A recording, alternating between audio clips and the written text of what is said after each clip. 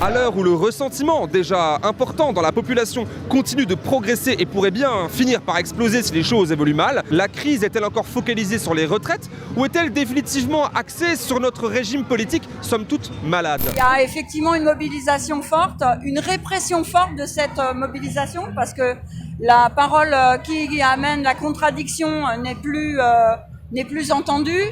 Et même contrainte et empêchée.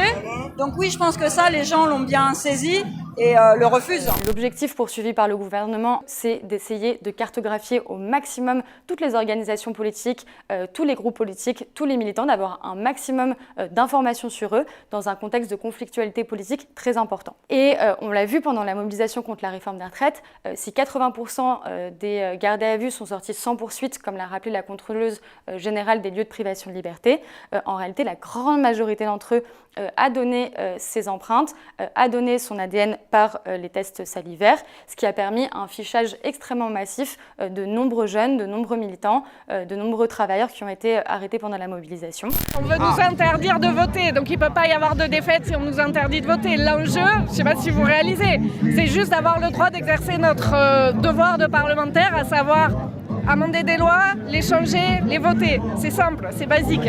Et donc on se bat pour avoir ce droit-là. Donc c'est pas que c'est perdu, c'est qu'il y a des gens qui estiment que leur gain est plus important que le respect de la démocratie. Les puissants font toujours en sorte qu'on revienne sur les acquis démocratiques. Depuis 2012, il y a un recul de l'état de droit au Sénégal. Il y a une montée de l'autoritarisme. Et aujourd'hui, on peut, sans verser dans l'outrance, dire que nous sommes dans une dérive dictatoriale.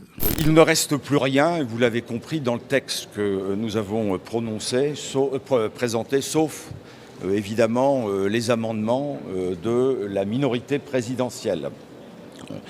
Le Parlement sort considérablement affaibli de cet épisode et par conséquent, en responsabilité, nous avons décidé de retirer notre texte, autant qu'il ne reste plus que l'article 2. Avec tous les tripatouillages constitutionnels qu'on vit en ce moment, les Français connaîtront bientôt mieux leurs lois fondamentales que Fabien Roussel, les techniques de cuisson au barbecue.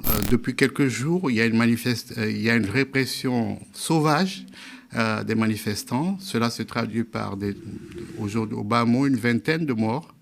Rien ne dit que ça ne va pas continuer parce que nous avons un président qui est incapable d'écouter, incapable de se mettre à la hauteur des enjeux et aussi qui a la fâcheuse manie de croire que l'État c'est lui.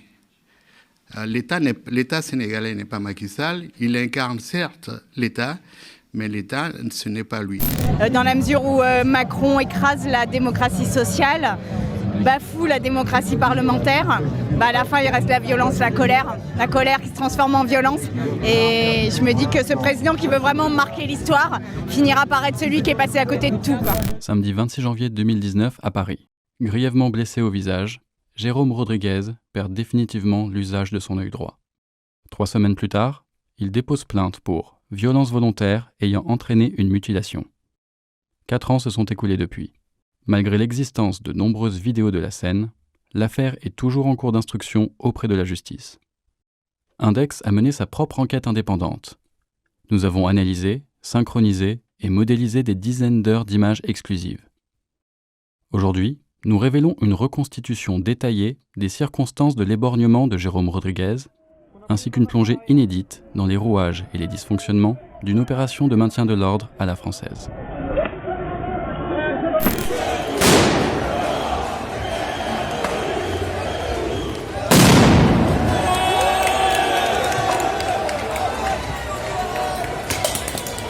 On a envie de vous dire qu'être en ce moment dans l'hémicycle avec une espèce de bataille de chiffonniers sur une recevabilité ou non d'amendement nous paraît en total décalage par rapport à l'effroi qui, à mon avis, submerge notre pays quand des enfants sont pris pour cible, quand des enfants sont attaqués et qu'apparemment certains d'entre eux, très jeunes enfants, sont en urgence absolue.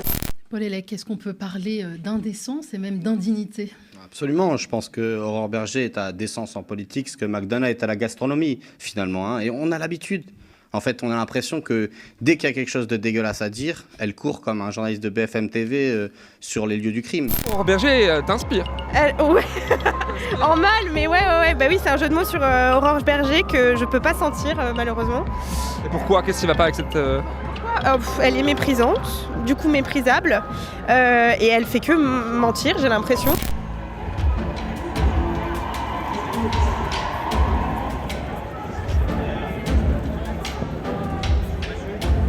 Alors cette année, on a une revendication très importante selon nous, qui est une réelle PMA pour toutes et tous. Donc là, on marche, on l'espère, à plus de 15 000 personnes dans Saint-Denis dans quelques minutes maintenant. Voilà, pour lutter contre l'inégal accès de la PMA, l'empêchement des personnes trans d'avoir accès à la PMA, le fait que les personnes grosses ou handies soient discriminées dans l'accès à la PMA. La fraude aux prestations sociales, celle dont on parle tout le temps, c'est en fait la plus petite fraude. C'est rien du tout. Alors, bien sûr, là, les chiffres en estimation que tu as donnés, on parle de 2 milliards, mais 2 milliards sur l'ensemble des prestations, qui sont plus de 60 milliards. On est sur des bases, on doit être à 2% de fraude, 2-3% maximum en prenant une base large. 3% finalement de fraude sur l'ensemble des prestations sociales. On peut dire que c'est marginal, surtout que vous avez un recouvrement souvent de ces fraudes sur les 3 ans à venir. L'État arrive toujours à en récupérer, donc c'est des fraudes qui restent très marginales. Après, la fraude aux cotisations sociales, c'est-à-dire le travail non déclaré, là on passe déjà dans des chiffres qui sont de plusieurs milliards, et c'est autre chose, et ça il faut s'y attaquer. Et puis après, quand on parle de la fraude fiscale, avec dedans l'évasion fiscale, on a des chiffres qui sont en plusieurs dizaines de milliards. On est sur un mouvement qui nourrit au sein de la population également une défiance envers l'institution du Parlement, qui est historiquement l'institution de la démocratie représentative. Alors, est-ce qu'il est possible de capitaliser sur cette défiance pour aller sur une forme de démocratie qui soit encore plus démocratique que la démocratie représentative que nous avons actuellement? C'est une possibilité. Une autre possibilité est qu'au contraire, on retourne à des formes d'autoritarisme beaucoup plus marquées, comme ce qui s'est passé dans ce qu'on désigne généralement comme les démocraties libérales. Il ne faut absolument pas arrêter la lutte. Si on s'arrête et on sort plus de chez nous et qu'on ne veut plus avancer, la lutte s'arrête. Du coup, il faut toujours montrer qu'il y a des gens qui sont prêts à lutter, qu'on est toujours contre cette loi, qu'on est toujours contre cette réforme et qu'on veut faire changer les choses.